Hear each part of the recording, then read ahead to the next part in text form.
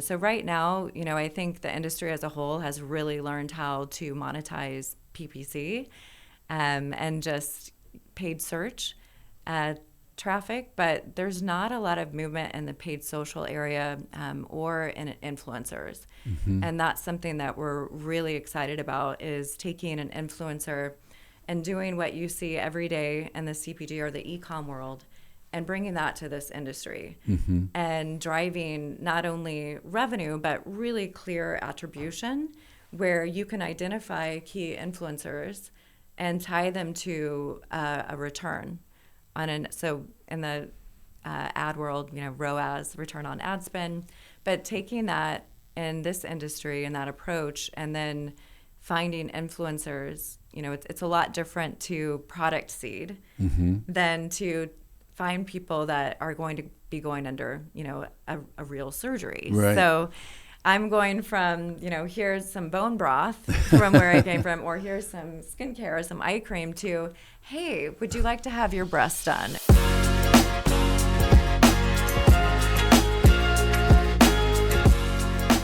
Hello, everyone, and welcome back to the Technology of Beauty, where I have the opportunity to interview the movers and shakers of the beauty business. And today is no exception.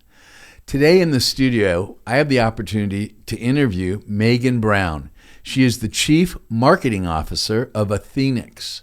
Athenix is a group of plastic surgery practices throughout the United States, and she runs up all the marketing. She is the Chief Marketing Officer. Welcome. How are you doing, Megan? I am fantastic. Thank you, Dr. I'm so Stevens. happy to have you here. Hey, we're both wearing blue blazers. We planned You it. look so much prettier than I do, though, but that's all right. And white. Oh, wow. We match. So, first of all, where'd you fly in from?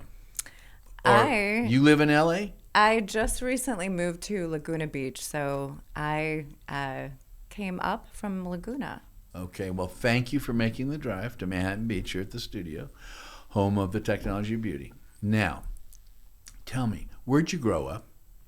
I grew up in Kansas, a very, very small town called Gardner, Kansas, which is about 30 minutes south of Kansas City. 30 minutes south, towards St. Louis then? No. No. Basically, you're right by Kansas City. You head down like Overland Park area. Okay. And then you hit. Okay, but you're south of Kansas City in Kansas. Okay.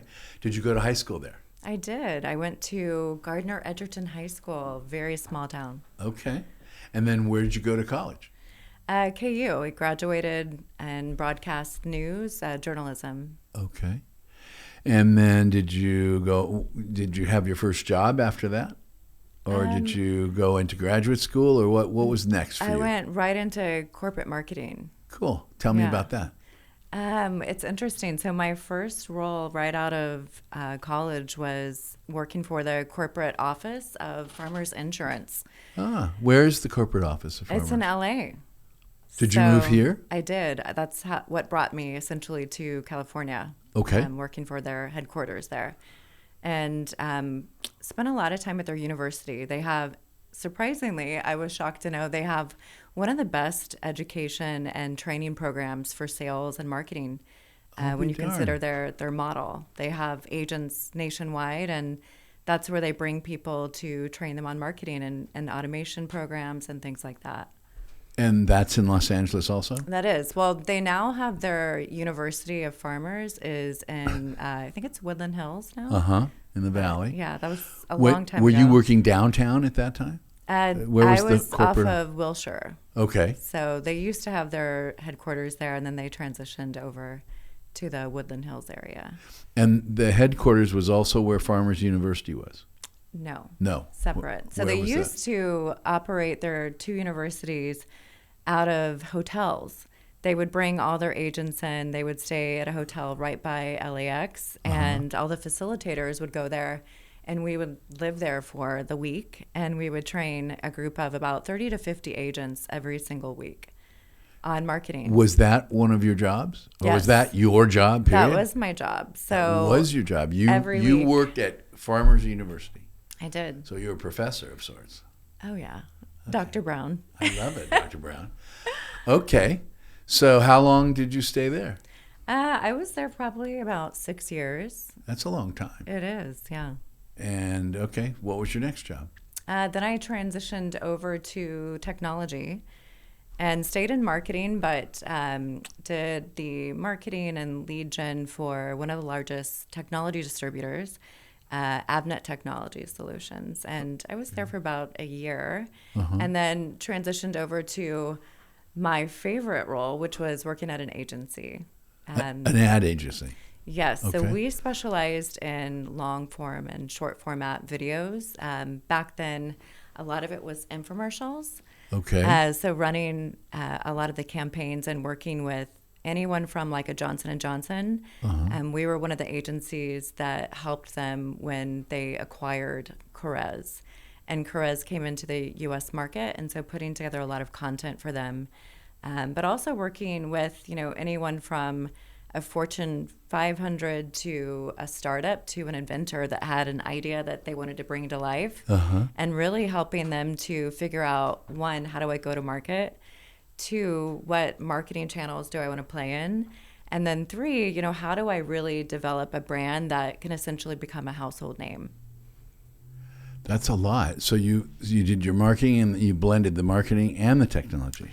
Yes, yes, and That's I think exciting. A lot of it just comes back to my degree in journalism and broadcast news, and really figuring out how to tell a story, right? Tell a story that is engaging to your audience. Interesting. So you're entertaining them at the same time as educating them, right? That's right. Interesting. Okay. Yeah. And then what was your next job? Well, a lot of our commercials were in the health and wellness and beauty space. So it was a really... The infomercials or commercials or both. both? So Okay. we did a lot of infomercials or direct response commercials. And then we did some more of the high-end commercials as well. So we were acquired by an organization out of Australia and did a lot of campaigns, anywhere from Wolfgang Puck to Spotify to Mercedes. And then a lot of skincare. So one of the companies that we helped build, they ended up spinning off, and I ended up going with them. And so I ran their skincare business for quite some time on the marketing and the branding side, and really enjoyed that. And then ended up going over to a company called Nutrabolt. Can you tell us what skincare company that was or not? Yes, they're... Okay. They've really changed their model now, but it was called Rescue Skin. Okay. And really incredible brand. The formula was absolutely, I've never seen anything like it, but it was based on stem cells. So mesenchymal stem cells derived from, obviously, humans, but it was a topical treatment that was phenomenal. The before and afters that we built and really told incredible stories on the testimonials. We had men and women that went through a 90-day trial with this product, and the before and after images were just absolutely phenomenal. So I'd love to see that. So it's stem cell biology or stem cell application to the outside was transcutaneous then? that's right. Yeah. Okay, and you said their model changed. What do you mean by that? So they were going after the direct-to-consumer, and then the last time I checked in with them, they were doing a lot more of the practice. So going after physicians' offices and dermatologists and things Sort of like like that. Alastin does? Exactly. Okay. Yeah. Okay. And then what? Let's see. Then went into the health and wellness space. Worked for a company called Nutrabolt, and Nutrabolt is the parent company of several of the nutraceuticals. So think of like a Cellucor. They've got an incredible product called C4 Energy, a pre-workout. It's the number one selling pre-workout. And then also another company called Civation, which their number one product is a BCA. And it's And what does called BCA Extend. stand for? Branch chain amino acids. Okay. Just Yeah, want everybody to know. Yeah, it's that was a really great organization. They had multiple distribution points globally. And from there, I worked for an organization called Liquid IV, which is powder hydration. And then back into skincare and worked for a really great company called Skin. And Skin, SKINN, is the number one selling skincare product at HSN. And then transitioned over to a company called Vail Ventures. And Vail Ventures is essentially an incubator. So they build or acquire brands and really help them start in the D2C and then expand to an omni-channel marketing strategy. Okay. And that brought me to where I am Athenix. with Athenix. So Have you lived in LA during all these jobs? no, I've lived all over. Okay, So tell us I've about moved that. a lot I want to with get to know you. work. Where? I've moved a lot for work. Oh, okay. Opportunities. Tell me where. Because you started here in LA back when you were with Yeah. farmers. What other cities have you lived in for any period of time? So I've lived in Chicago, Okay. Miami, Denver, Austin, Cardiff by the Sea, Nice. Barcelona. Ooh, Barcelona. Barcelona, yes. Do you speak Spanish? I used to really well, and now I don't sound so smart Okay. when I speak Spanish. But yeah, I loved Spain. Was incredible. How long were you in Barcelona? I was in Barcelona for about 2 years. Yeah. Did you say buenos dias? I did. Yeah, and ate a lot of incredible food, manchego cheese and jamón ibérico. Ham. Yeah. Yeah. It's unbelievable. It was I love great. Barcelona. Okay. So now you're the chief marketing officer at Athenix. Mm-hmm. Tell us about that. First of all, how long have you been with Athenix? Gosh, it's been all of 2 months. So 2 months in, and we are moving. There's a lot At happening. the speed of light. Yeah, Yes, it's you are. exciting. So let's walk through that. What are you doing there as the chief marketing officer for Athenix? So Besides getting to know Athenix. Actually, what is Athenix? Let's start with that. yeah, so Athenix is setting itself up to be the largest full-service plastic surgery group of practices or centers in the U.S. Right now we have 6 locations, one of which you're very familiar with, Marina Del Rey. But we have an incredible group of surgeons and practice teams that offer both non-surgical and surgical treatments and procedures. And I've never seen better results. So it's really exciting to work with such a great and bright group of individuals, including Dr. Perez, Yes, which Dr. you Justin trained. Perez. Yeah. Yes. He was my fellow, and after he finished his training at UT Southwestern, and then he became my partner. And he Yes. worked with me, and he's still at Marina Plastic Surgery and Marina Med Spa. That's right. And I you're just working came with from him. there. Oh, you did? Yeah. Oh. I was with Dr. Perez and Corey and Mickley. Oh, fantastic. Yeah. I'm sure we'll talk about that. So what plans do you have as the chief marketing officer for Athenix? Are you going to be doing digital, all kinds of marketing? Do you have any unique plans? I'm sure you must. Yeah. What's going on? So I think it's really interesting coming from the CPG world, consumer product goods world, Thank you. for a long time, and specializing in e-com and a lot of digital and just content marketing. I was really surprised when I started meeting with the team and just understanding the industry, how far behind the industry is when you look at D2C marketing or just pure automation and really being able to monetize the digital space. So for me, shifting over from CPG over to this industry has been really exciting because I get to implement things that have never been implemented, that are tried and true, and just the pure opportunity of it. So what that means is essentially taking all of the marketing campaigns that you would see on a regular basis in the brand or CPG world and bringing them to this industry and automating them. Mm-hmm. So really understanding that customer journey and how to automate that, and not only get somebody in your office the one time for,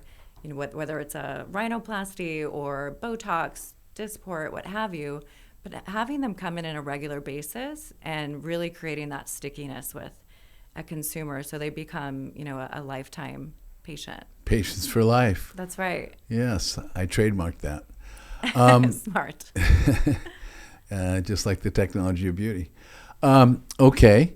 And so this recurring revenue, this recurring patient experience in the offices, how do you plan on actually facilitating that? What are your actual plans? If you can tell me. If you can't tell me, if it's proprietary, you don't have to share it. I can. Okay. I think so. Okay. Well, first off, I think what's really exciting for me and one of my favorite things to do is to take a brand that has a really solid framework, essentially proven in itself and the ability to produce revenue on a regular basis, but is in need of a refresh.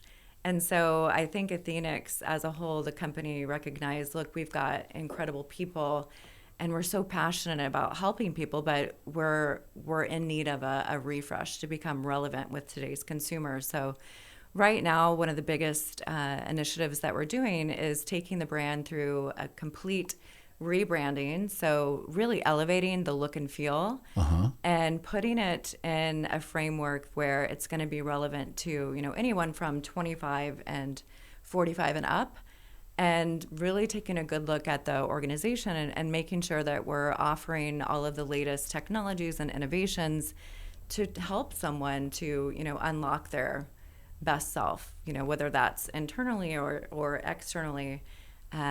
We absolutely put patient care and that ultimate vision of what somebody is wanting for themselves. And I think, once we take the company through this refresh, it is, there's endless opportunities for Athenix. And as far as our strategy and how we're going to do that, I think for me, what again is a little surprising is starting with the basics, right? And setting up the infrastructure so that we can scale and scale relatively quickly. So that looks like, making sure you have the right technology partners, and then taking the technology and intertwining it with just solid marketing and communications and content in general. So right now, I think the industry as a whole has really learned how to monetize PPC and just paid search traffic, but there's not a lot of movement in the paid social area or in influencers.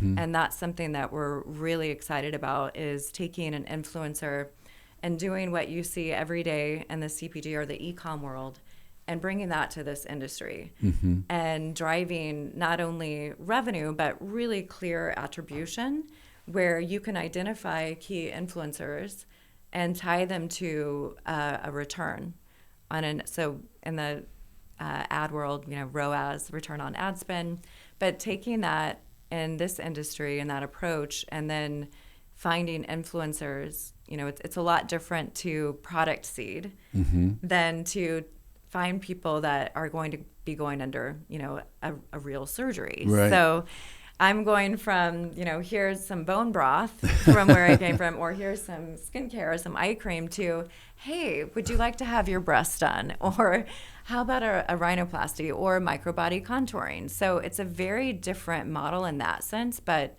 the formula is still the same, and it's so effective in driving traffic and driving revenue, and most importantly, and again, telling a story and getting people really excited about what those changes can do to someone, not just physically, but when you take someone that is so self-conscious about a particular part of their body and you're able to help them and get it to a point that they're really proud. It's not just about changing the physical, it's about changing that person's complete attitude. And, I think for me, that's what's the most exciting, is we're not just pitching products, we're pitching a completely different look and feel for someone. And it's so exhilarating to see that moment when the person realizes, oh my God, I look good, and their life changes. Right. So I like really to say exciting. we're restoring confidence or building confidence. That's what we're right. selling, is confidence. Because everyone has their areas that they're concerned about. If we can help them with that area or areas, we restore or renew confidence, and that affects their whole life. So when people push back and say, oh, it's so vain or this or that, I'm like, last time I checked, I'm pretty sure that I picked something that they're doing. You put on deodorant today, you have lipstick on, or the guys, they got a haircut. I run through things that I know they're doing. I can see it, and I say, so why'd you do that? And it's Exactly. restore confidence or to look better. Well, what's the Right. difference between that and getting a Botox shot or getting your nose done or your breast enlarged or reduced, Right. and so forth? I'd love for you to comment on subscription and how you see the role of subscription aesthetics in the practice now in Athenix or in the future. I know in my experience with subscriptions in my Patients for Life model, subscription aesthetic services really changed the practice of aesthetics in terms of people being therapeutic throughout the whole year instead of therapeutic, non-therapeutic, therapeutic, non-therapeutic. And also, it changed the consumption of the product. So the patients came in more frequently, the consumption went up. So the patient was happy, the doctor was happy, the company was happy. Does Athenix have a subscription program now? Are they contemplating one? Do you have any thoughts about subscription? Yeah, so subscription or coming from the e-com world, LTV modeling, lifetime value modeling Yep. is the ultimate, right? And it's really what makes a company valuable. Not that first sale, but do you have the ability to bring somebody back month over month? So I think the subscription model for our industry is relatively new. I don't think that anyone has quite figured it out yet, right? I've seen a lot of the prepay, and I've seen the more standard subscription modeling that consumers are used to seeing. And I think it's tough to do in our industry. But I certainly think we need to figure it out. There's tremendous value. And there's just there's so much important in owning that conversation with your patient, because the moment you stop, someone else is going to pick up the conversation and take them from you. And the reality is, part of the Athenix model and what you guys are doing at Marina Plastic Surgery by Athenix is you're really using the surgical and the non-surgical in a way that you can cross-sell, right? And not just cross-sell, but really help someone throughout their journey in life. And, there's so many people that if you don't own that conversation with your patient, they may come in for a breast augmentation. If you're not regularly marketing to them, if you're not regularly reaching out to them via email, via SMS, on social, someone else is going to grab them and have them come in for Daxify, have them come in for cool sculpting. And I have seen time and time again, so many people in this industry aren't doing a good job of communicating regularly what their services or their treatments are. It's usually, you're in for breast aug, great. Breast looks great. Come back in 30 days, let's do a check-in. Come back in 60 days, let's do a check-in. But at no point is there a, wow, you look really great. What can we do to prolong those results? Or what can we do to take you even to the next level? And I think we're just now starting to see that in this industry, which makes me really excited. So as far as subscription, we absolutely are looking at it. There's a lot of loyalty and rewards programs out there. Some of them are really effective, but I haven't seen a fantastic one that has figured out just the automation of it, right? And how to handle the regular conversation. And then how do you build the points effectively when you have a lot of the competitors, or you may have, a practice subscription, but then you also have the Allergan subscriptions and all the other companies out there that have done, their programs for years. And how do you either partner with them to better monetize it for your practice, or how do you create your own? So I think that's something that we are going to take a lot of time and be very mindful about it. In the interim of figuring out our own, I think we're looking for partners that can help us create something for the now until we can figure out, how do we evolve a subscription program into one that is very specific and unique to call out all the wonderful things that we offer at Athenix. Interesting. Well, let me tell you about a guest I had, Todd Watts. Todd is the co-founder of Patient Fi, which I know Athenix uses. That's a finance company, as you know. And he's the co-founder. He was on the program. And he has started a subscription plan called Privy. Some subscriptions, you pay your full price the first visit. Say you're going to get a syringe of filler. You pay for the full syringe. And then you pay every month until you have enough in the bank, so to speak, and you come in for your next one. That's more, that's kind of like a Christmas savings plan or something. And the practice or whoever does this sits on this money for this 6 months or whatever it is, and you come in. Consumers don't like that. And that's not the subscription plan I use or used. Now, Privy is entirely different.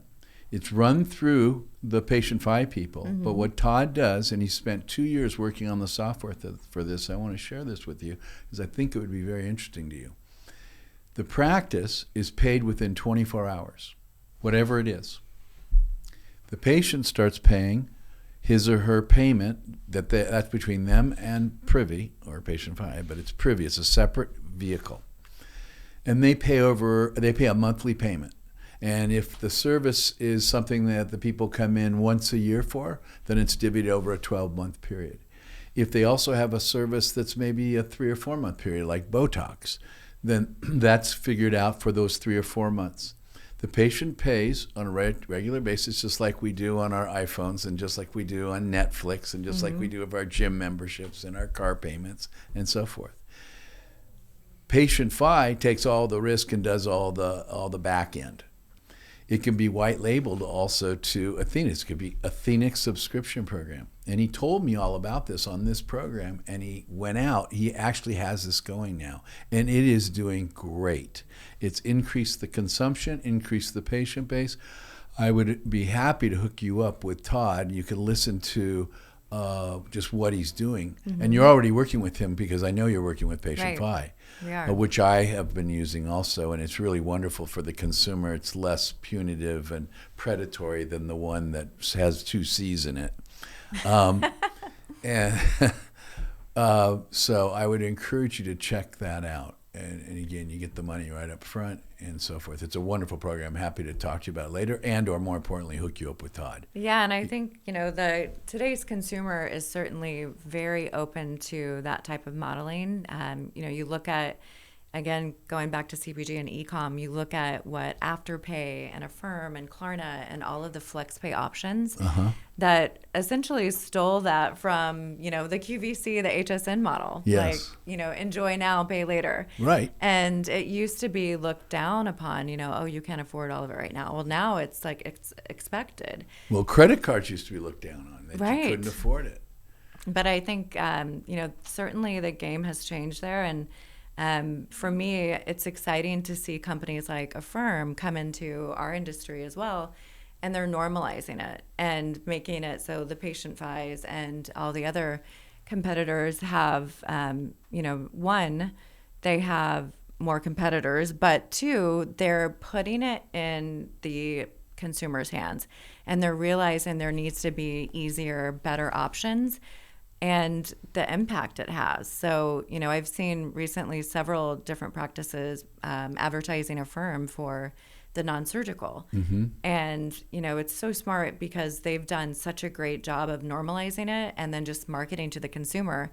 And I think that's where Patient Fi is going to have certainly a win there because it is just so common. And now people not only want it, but they're not ashamed about the flex pay. So you can have, I think of myself when I was in my 30s and I had my first Botox, maybe I wanted something else, but I couldn't afford it. Right. And I didn't want to say, what kind of plans do you have? Well, now it's a matter of you go in the office, you recognize a brand, you recognize that as like flex pay or what have you. And it just opens up the conversation where it's so easy for practice teams or an injector or a surgeon or whoever to talk about let's do more today because we can help you. You don't have to pay everything now. You can pay later. Absolutely. Look gorgeous now, pay later. And it's changed the consumption of the consumer. I can tell you that if you contact Allergan and you go to their own statistics, even though Botox is supposed to be done 4 times a year, every 3 months, some people say every 3 or 4 months, you can take either one.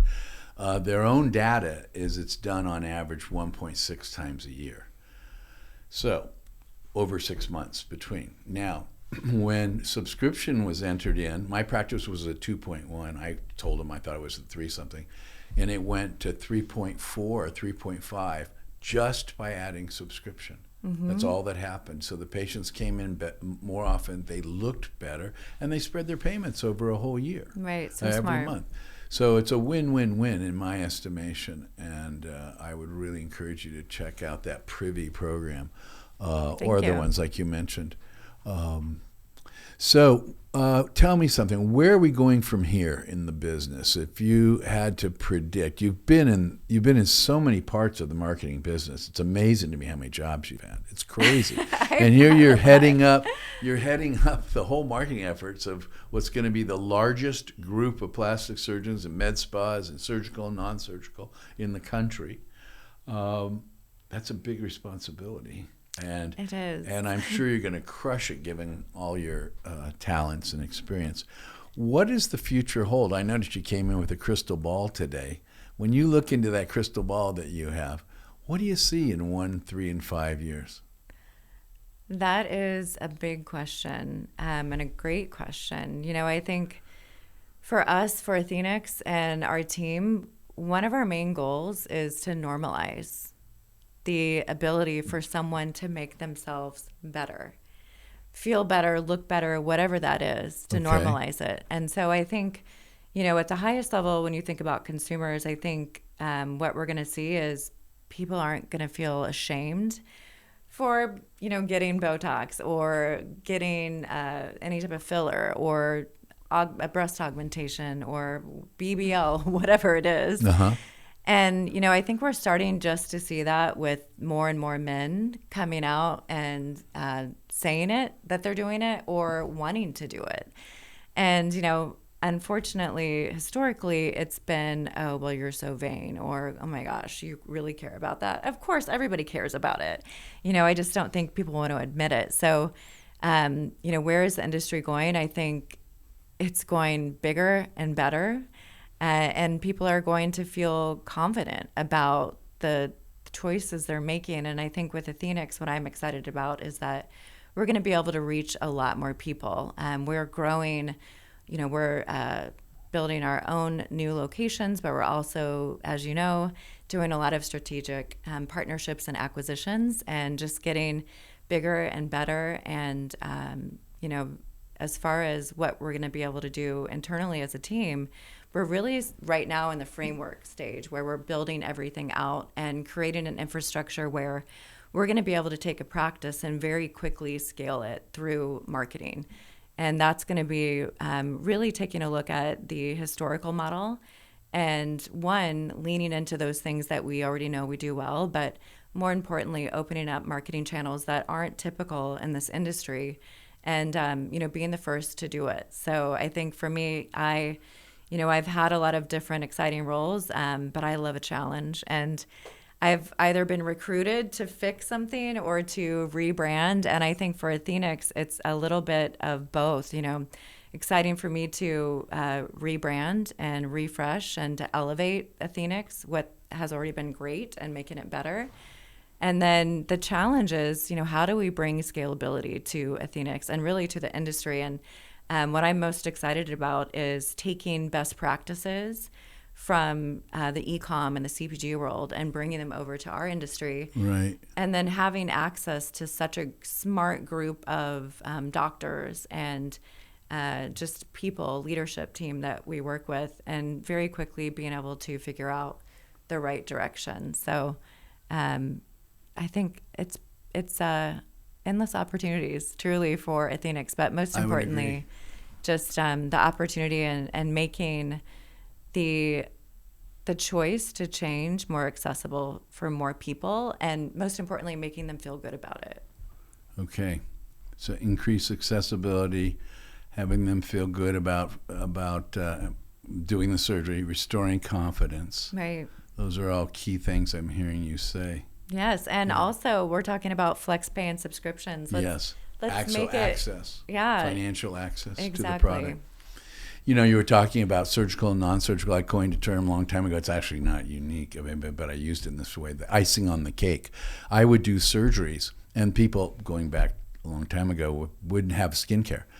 And so they really didn't have the full advantage, let's say, of a facelift because their skin was crap, whatever. But with the addition of various topicals, lasers, and light-based technologies, you could really optimize it. And that was really the icing on the cake. And also then frequent visits to come in and have hydrofacials or whatever it might be, BBLs and so forth, just to protect their investment and optimize their appearance, fillers, modulators, and so forth. I think that's so key here when we look at the full patient journey and the full patient experience.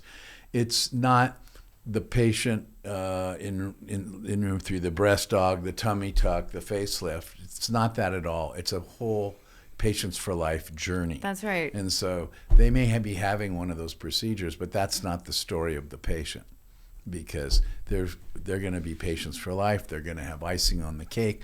They're going to protect their investment, and they're going to pay for it with subscription and or financing. That's right. They'll find a way. And that's the thing, the market right now is scary, but I've seen it time and time again where I just recently came from with health and wellness.